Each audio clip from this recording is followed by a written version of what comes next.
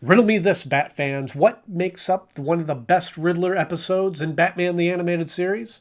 Well, we're going to talk about it right now as we discuss what is reality.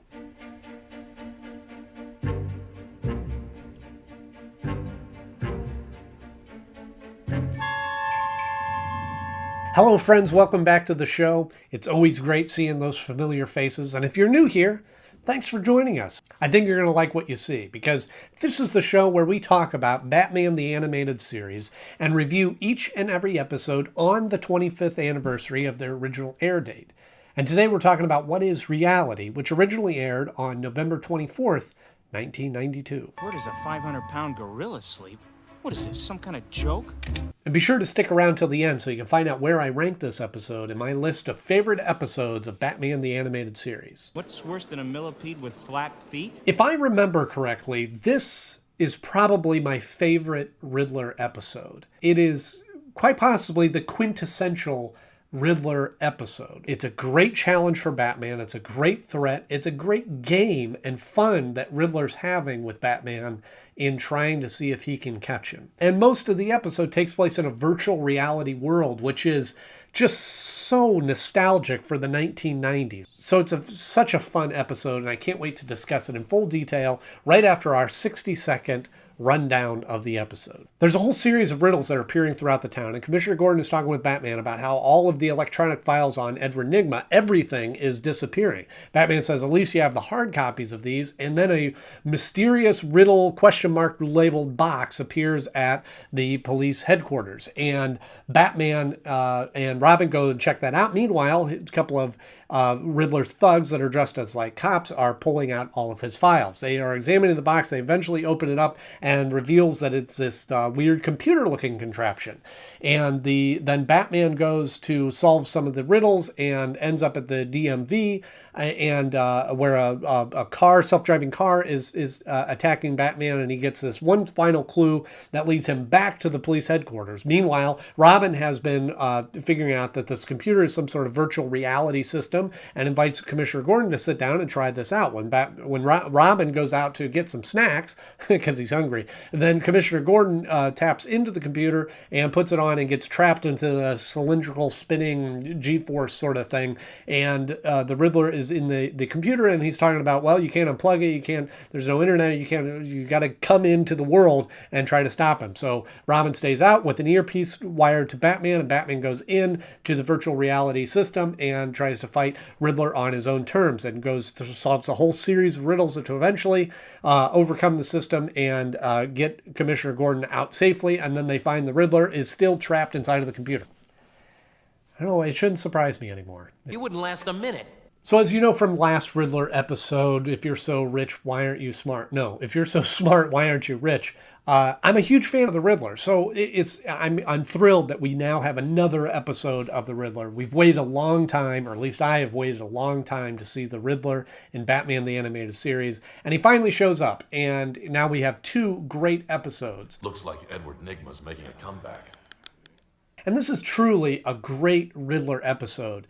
One of the things that was mentioned in the comments of the last Riddler episode was that there wasn't a lot of riddles in that one, and that's very true. It was more of just a puzzle, a maze to try to get through. This one is chock full of riddles. There is tons of them. Right off the beginning, we see several riddles that need to be solved, and in classic Riddler fashion, those all tie together to make one riddle to get Batman to the DMV, and then he gets there and finds another series of riddles with the coins, which I think is a really fascinating, well-written riddle with the coins to lead him back to the police headquarters. And no tails would be heads. Police headquarters. Police headquarters. Bravo, sir. It does make sense when you add it up. The other thing that's great is the whole virtual reality thing. Like I said, in the 90s, that was a big buzzword, is virtual reality. I remember the first time that I saw that, I think we were on vacation at Virginia Beach, and my brother got to play some virtual reality, and we watched on the monitor because I think it was like I mean, then it was like $5 for a minute or 2 minutes or something like that. It was pricey for what it was, but he was fighting some dinosaurs or something. Josh, if you're watching, what was that virtual reality that you played? Do you remember that? It's a virtual reality program. Instead of using a keyboard or joystick, you put this puppy on and enter a whole computer-generated world. The whole virtual reality thing of putting on a headgear and being inside the world, I think that's kind of run its course. There's still a couple of things like that, but I'm surprised that hasn't taken off as much as it should have. But episodes like this now feel really nostalgic to be dealing with that kind of element. Sort of like playing a computer game from the inside, isn't it? Amazing. It even feels real. And it works perfectly for the Riddler, because one of the fun things about this episode is, like we talked about before, Riddler is this intellectual match for Batman, so he can't go fist to fist with him. So he devises this system to get Batman to go inside of this computer, this virtual reality, so he can fight him and combat him on that level. And he structures it in such a way just to lead Batman on, to get him into that virtual reality system, because that's the only way that he can really fight him, is on an intellectual level. A pity you can't earn extra lives in this game. There's some really neat animation in the virtual reality world. In fact, I love just the way the Riddler appears in that through most, where he's just that floating head and the hands is just really, it's just fun, very creative. I love the riddles that are in there, and the way that Robin's helping him out with him figuring out that the whole chess thing and finding the right doors, and all those elements are just really, really fun in that world. They call you the Dark Knight, right? Then you have to move like a knight.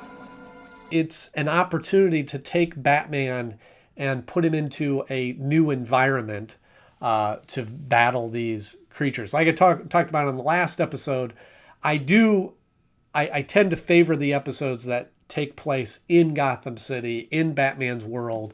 And somehow this one seems to work, because he is in Gotham. It is the Gotham PD. It is Commissioner Gordon that he's trying to save. And he's working with Robin. And again, I love how he refers to him as partner. Suggestions, partner. I'm working on it. And that the Riddler works out this way of, that Batman goes in to save Commissioner Gordon, and he has Robin on his side up until the end, when he separates them, and now Robin can't help him out, and he's on his own to be able to solve this last puzzle. And what's Batman do? He cheats. Known cheat. Like we talked about in the last one, Riddler got away. He escaped, and presumably has been gone all this time, in the time that has lapsed until this episode.